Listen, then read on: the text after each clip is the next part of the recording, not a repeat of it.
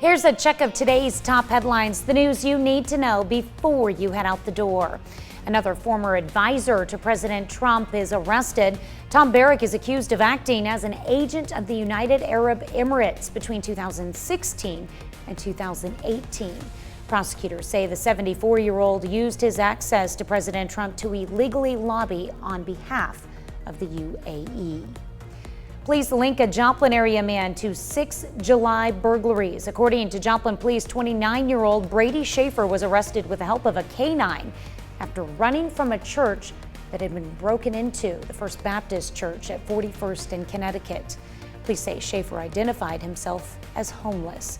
After investigations, police also connected him to burglaries at Bodegas, Bartlett's Shoe Company, New Hope Church, St. Philip's Episcopal Church, and South Joplin Christian Church.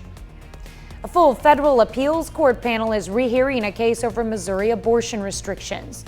The U.S. 8th Circuit Court of Appeals last week decided to take up the case on its own motion.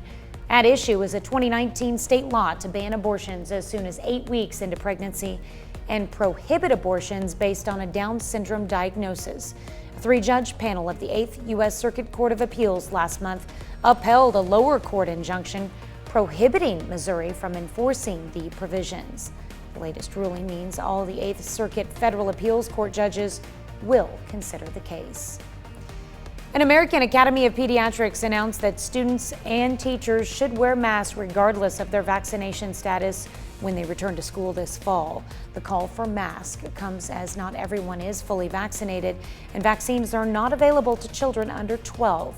The Delta variant also is appearing more often in younger people, and given how contagious it is, officials with the Academy believe the best course of action is mask for everyone 2 and up in school settings. We spoke with one local pediatrician who says she agrees with the decision. She also has concerns about the potential long-term impacts of COVID on children.